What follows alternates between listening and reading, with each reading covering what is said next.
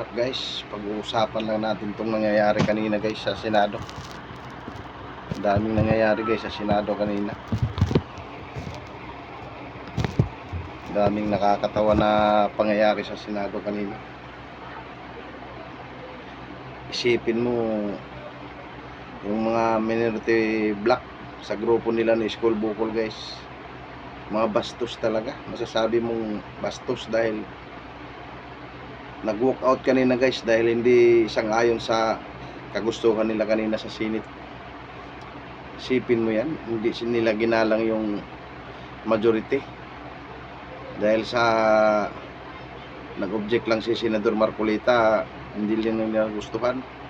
Nag-walk out lahat ang mga minority black. Tingnan nyo kung gaano kabastos, lalo na itong si Erwin Tulfo. Kabago-bago, akala mo mas magaling pa sa kay Senador Rodante Marcolita, isang abogado. Samantala si Rapi Tulfo, newscaster lang, sumikat lang, masyadong mayabang na, lumaki ang ulo. Kabastusan ang ginawa nila ngayon sa Senado guys, talagang hindi makatao yung ginawa nila. Porket hindi sang-ayon sa kagustuhan nila, nagsialisan sila lahat dahil hindi pabor sa kagustuhan nila guys. Dapat ginalang na lang sana nila kung ano ang nakakarami sa Senado, hindi yung mag-walk out sila. Yung sila pang namahala dyan ni School Bukol sa Senado guys, sunod-sunura naman yung grupo nila ni SP Alan Cayetano sa kanila, wala man sanang gulo yun.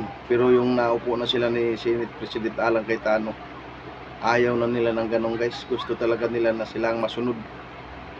Kasi ang gustong mangyari kasi guys ni Senador Marcolita, panukala siya na baka pwedeng payagan yung mga senador na mag-online voting pag oras na may mga botohan sa Senado.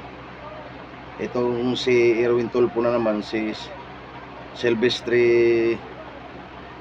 Erwin Tulfo, hindi pumayag dahil porkit daw mayroong kaso na yung mga senador, panukala kagad ang committee rules ng Senado ng panibago para makaboto. Yun ang nagbangayan kanina guys. Grabe talagang pambabastos tong grupo ni School Bukol. Mahana talaga kay School Bukol, pati si Pinky guys. Nag-walk out sila lahat dahil hindi sang-ayon sa kalooban nila. Panukala lang naman ni Senador Marcolita yun guys, na baka pwedeng payagan na baguhin yung committee rules ng Senate guys, na payagan yung video call, internet, magboto kung anong pagbotohan sa Senado. Yun sana guys ang panukulala ni Senador Marcolita. Itong si Erwin Tulfo naman, ngaw-ngaw ng ngaw-ngaw, hindi muna nakinig sa paniwanag ni Senador Marcolita.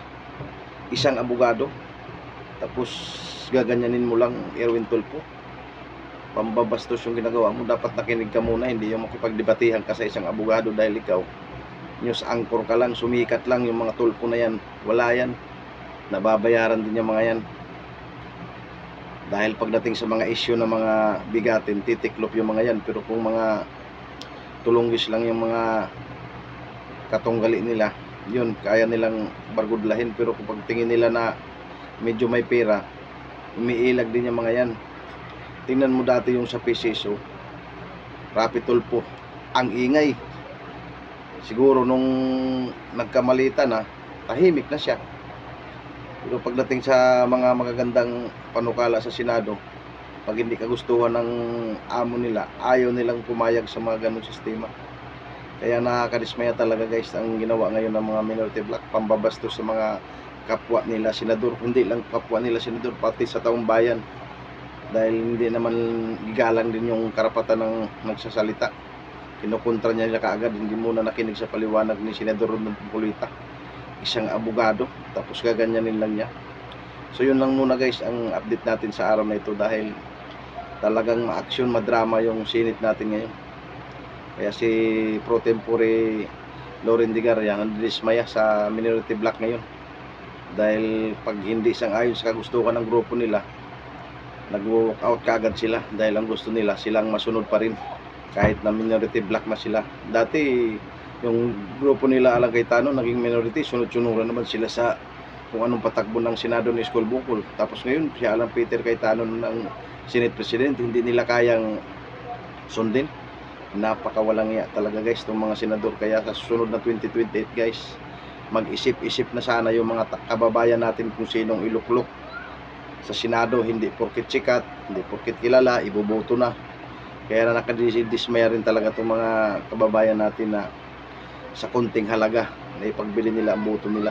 Pwede naman sana nilang kunin yung pera kung bibilin yung boto. Wag lang iboto talaga yung tao na yun dahil delikado talaga ang bansa natin. Pag walang mga matatalino sa Senado, walang abogado. Tingnan mo ilang abogado lang yan sa Senate, mga 3 lang yata, 4. Dapat talaga sana magluklok tayo ng senador, yung abogado, para may alam sa paggawa ng batas. Hindi yung porket sikat, iboboto na. So yun lang muna guys, ang update natin ngayon dahil nakakadismaya itong nangyayari kanina sa Senado. Sana lahat ng Duterte fanatic, Duterte solid, suportahan nyo itong YouTube channel ko na Mr. Bean guys, para buldyakin natin itong mga kaliwang grupo at saka yung mga hindi sangayon sa atin. Dahil Duterte supporter tayo mula noon hanggang ngayon. Hindi tayo nagpapatinag sa mga kabulastugan ang ginawa sa bayan natin. So yun lang guys, maraming salamat sa inyo. Sana suportahan nyo yung YouTube channel ko na Mr. Bean TV at saka yung Facebook ko na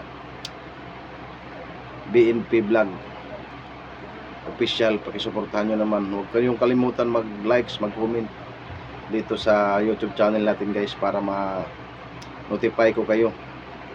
Paki-subscribe din yung YouTube channel ko para tuloy-tuloy tayo dito sa talakayan sa mga nangyayari sa bansa natin dahil talagang napakahirap na ngayon. Katulad ko ngayon, naghanap buhay ako, talagang mahirap na kumita talaga. Bilang isang simpleng tao, private citizen, isang mamayan ng Pilipinas, isang tricycle driver lang, pero napakahirap na talaga kumita ngayon ng pera. Napakahirap talaga guys, pahirapan talaga, sinasabi ko lang sa inyo talaga.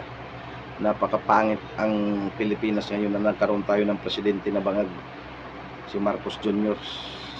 Sinuportahan ko yun dahil kung sinuportahan ko siya yung 2022 nang dahil kay Inday Sara Duterte. Pero anong ginawa sa mga Duterte guys, talagang tinalikuran nila. Duterte nagpalibing sa tatay nila, tapos ginawa nila tinraidor talaga, walang utang na loob si Marcos Jr. Kaya walang mangyayari sa Pilipinas na ito. Hintayin na lang natin yung 2028 guys. So yun lang muna guys, maraming salamat sa mga solid Duterte supporter, DDS dahil supporter, paki-support tong YouTube channel ko. Maraming salamat sa inyong lahat. Bye bye, hasta la vista baby.